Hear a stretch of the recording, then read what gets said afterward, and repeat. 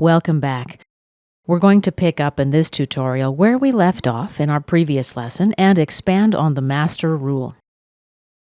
I'm going to incorporate additional logic into the master rule file, and this logic will depend on the user's input. So let's take a moment to review what we've got here. After the input list box rule runs, if the user changes the length of the part, the master rule will execute one rule. If the length of the part is left the same, the master rule is going to execute a different rule.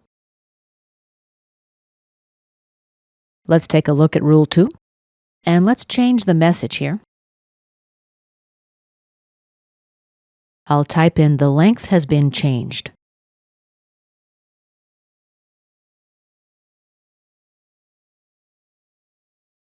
Now let's copy this line of code. Right-click and copy. Now click OK to run our routine. Click OK. And let's right-click on our part and select Add Rule. I'm going to create a new rule. Let's call it Rule 3. And let's paste the line of code that's on our clipboard. Paste it here. This message is going to say the length has not been changed. And let's click OK to run our routine. Click OK. Let's open up Rule 3. Go to the Options tab. I forgot to check Don't Run Automatically. Let's click OK to run the routine. OK again. Let's double-click on the master rule to open it for editing. The first thing I'm going to do is declare the variable dim A as double. You'll remember that I spoke before about what dim means. A dim statement tells you that a variable is local. So when we use variables in ilogic, they're local variables, and they're declared with the dim statement, dim. This means that the variable is only visible inside the rule where the variable is declared. We're not able to pass the value in this variable to other rules.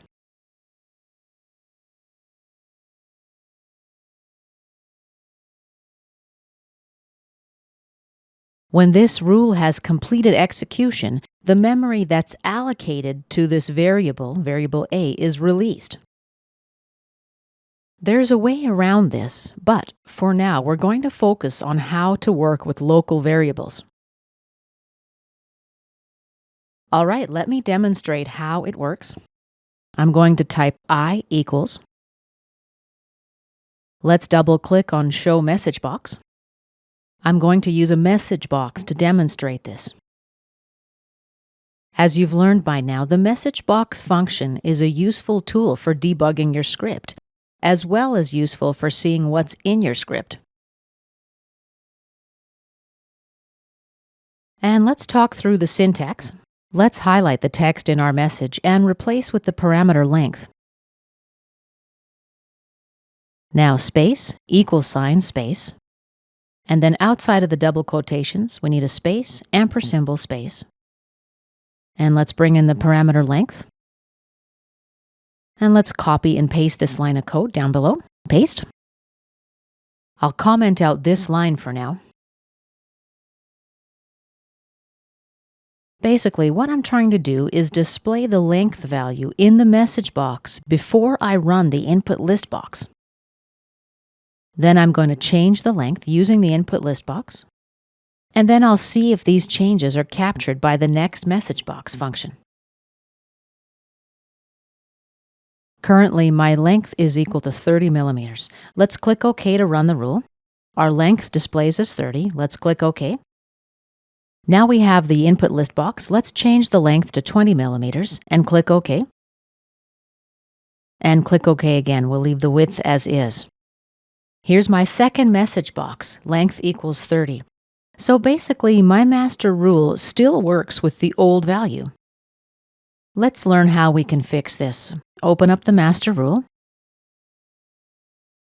What I'm going to do is retrieve the value using a parameter function. Let's open up the parameters branch, double-click on parameter, dynamic. And let's replace this argument with length.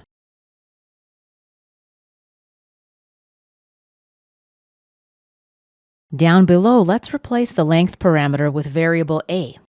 And let's check it out. Click OK. My length is 20. OK. Let's change it to 40. Click OK. And here the length is shown as 40, so the change of length is reflected in the second message box. OK, let's comment the message boxes out.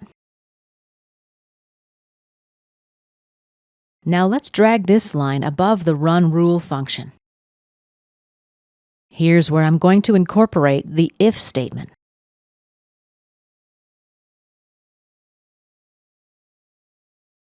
Let's use an if then, and let's add an if else. I'll copy this line, and let's paste it here. And let's create a second variable. It shall be called variable b.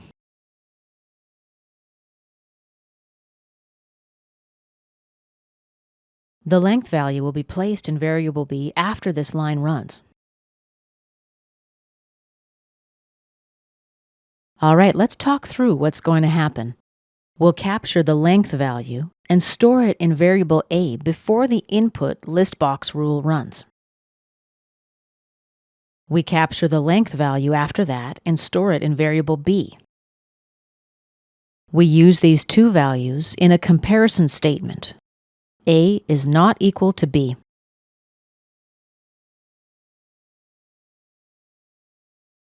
Now let's declare one more variable, dim c as string. And let's type a line of code here. Variable c. Let's copy and paste rule 2. Oops, let's change that plus operator to an equal sign. So c equals rule 2. Basically, what happens here, if the value stored in variable a is not equal to the value stored in b, then this line of code will run.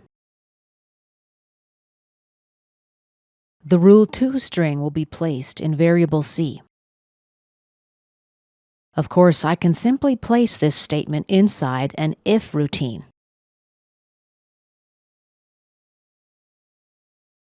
Let's comment this line out, and let's write a second evaluation expression. Else if a equals b. Now let me copy this line of code and paste it here. Rule 3, and if. Here we'll have rule 3 string, and we're ready to test our routine. Let's click OK.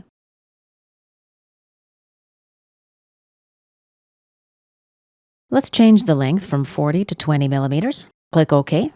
We get the message that the length has been changed, so click OK. And let's run it again. This time I'm going to leave the length as is. Let's click OK.